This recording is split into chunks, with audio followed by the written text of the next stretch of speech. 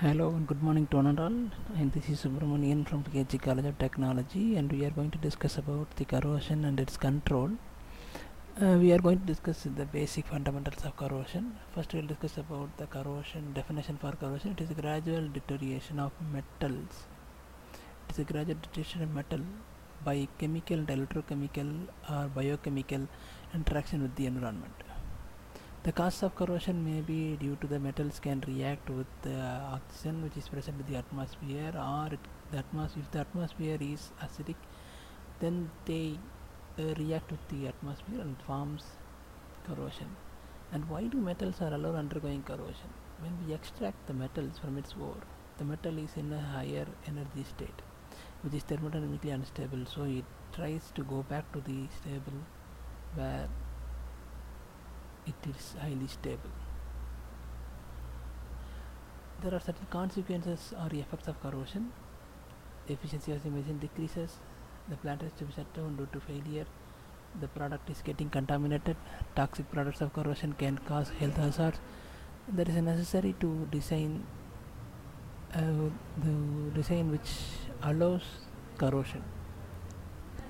And there are two different theories which mainly describes the corrosion. One is dry or chemical corrosion, the other one is wet or ultrachemical corrosion. The dry corrosion is due to the attack of oxygen, sulfide, dioxide, hydrogen sulfide, etc. Example, tarnishing of silver by hydrogen sulfide gas. There are three types of dry chemical corrosion: oxidation corrosion, corrosion by hydrogen, liquid metal corrosion. And oxidation corrosion is due to the direct attack. So note down the value: direct attack of oxygen on metal. So mechanism is undergoing oxidation. Mn2 plus 2 electrons. Oxygen takes up by the metal. The 2 electrons react with the oxygen and forms O2 minus ions. And finally it forms M and O2 minus ions. These M2 plus ions and O2 minus ions, which is formed at the anode and cathode respectively, combined together to form M1. There is no anode and cathode exactly, but we can that oxidation takes place at one region and reduction takes place in another region, so we can call them as anode and cathode. So this is a simple diagrammatic representation of this, and it forms an oxide film. The oxide film protects the metal just below the oxide film, and which decreases the rate of corrosion. And porous and non-porous oxide films are there. Different types of porous oxide films. Porous oxide films normally increases the rate of corrosion or accelerates the rate of corrosion. Non-porous films normally decreases the rate of corrosion. They act as a stable oxide layer. There is stable oxide layer like oxides of aluminum and copper. Unstable oxide layer. So these metal oxides forms and they once again convert themselves into metal and oxygen. Example are silver and gold. And volatile oxide layer, the oxide layer formed just vaporizes. Example, molybdenum oxide layer. And next one is corrosion by hydrogen gas, that is chemical corrosion by hydrogen gas. The ion is getting corroded in hydrogen sulfide atmosphere to form Fe(S) plus 2H. That is, the hydrogen atom diffuse into the voids of the metal matrix. When the pressure of the gas increases, cracks and blisters develop on the metals, which is one of the dangerous one. And decarburization, that is, carbon reacts with the hydrogen to form methane. Okay, that is, hence the carbon content in the steel decreases. The collection of methane gas in the voids of steel develops high pressure and causes cracking. This type of corrosion takes place mainly in the pipelines, and this makes the pipeline to explode. Sudden accidents. Liquid metal corrosion, it is due to the chemical action flowing liquid metals, high temperature involves. That is, dissolution of a solid metal by liquid metal and penetration of a liquid metal into the solid metal. Both these things can be possible. The next, the practically possible corrosion is nothing but wet or electrochemical corrosion, which you are practically seeing when the metal is being exposed to the atmosphere or an acidic environment. The type of corrosion takes place. And examples are metal dissolution, Mn plus N electrons, metal is undergoing oxidation, And there are two different things. If it is in acidic environment, this H plus ions react together with the 2 electron which is coming out of the anodic region to give hydrogen. And then if it is in neutral medium, this oxygen is getting reacted with the electrons and forms 2 OH minus ions.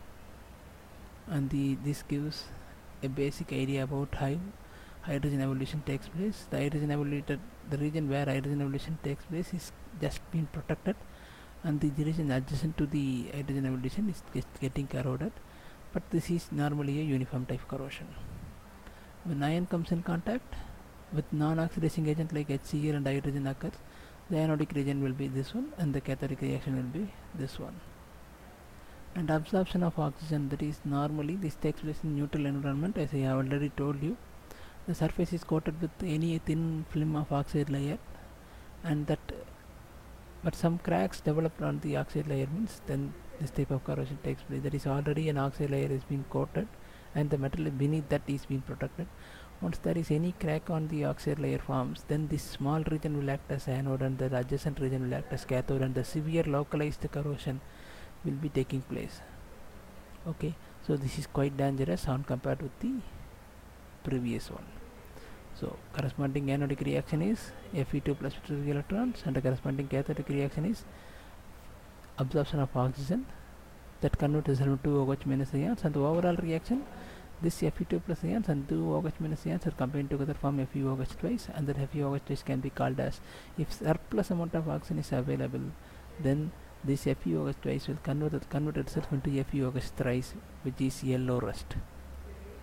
And these are all the two differences between chemical and electrochemical corrosion. It occurs in dry condition, it occurs in wet condition, and direct chemical attack on the metal, and it formation of a large number of anodic and cathodic region. And even homogeneous metal surface is corroded, heterogeneous or bimetallic surface are corroded.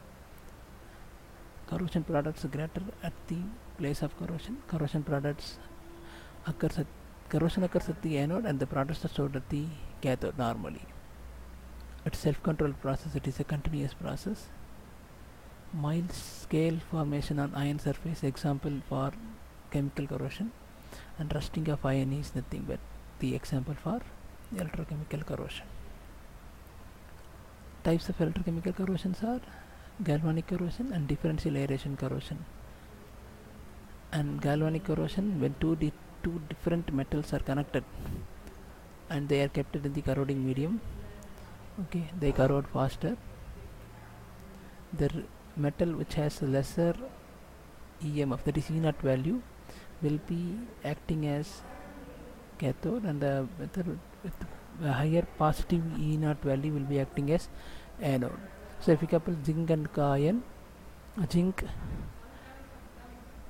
with more negative electropotential dissolves, and iron with higher electropotential and compared to zinc will act as anode. So corrosion will be taking place on zinc and iron is protected.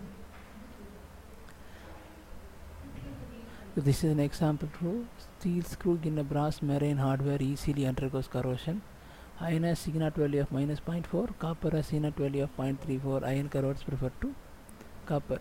Galvanic corrosion is minimized by providing an insulation between two metals, and normally we can prevent it by applying some type of coatings also. Differentiation corrosion, here a zinc rod is being placed in a sodium chloride solution. So there are certain regions where the corrosion takes place. In the corroding solution, zinc is undergoing oxidation to give zinc 2 plus 2 electrons, and this is water line, and just in this water line the corrosion takes place further. So here the region just below the water is acting as anode, and the region just above the water is acting as a cathode. So let a metal immersed in a conducting medium, as I have already discussed.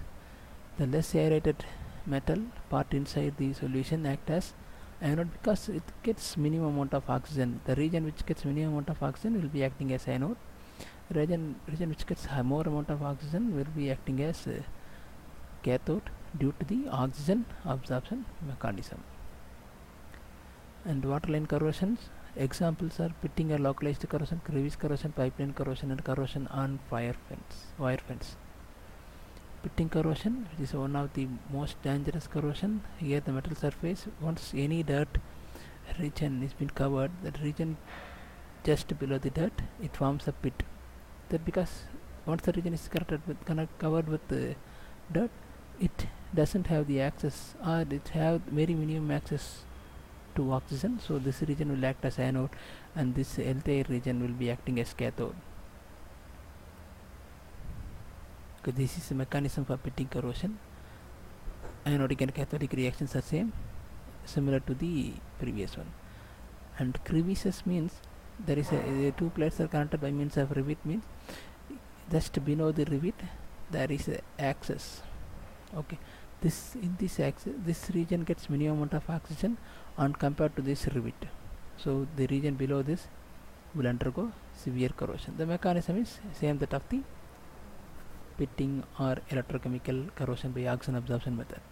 The buried pipelines are capable passing from one type of solid to another type of sand get corroded due to the differential aeration corrosion.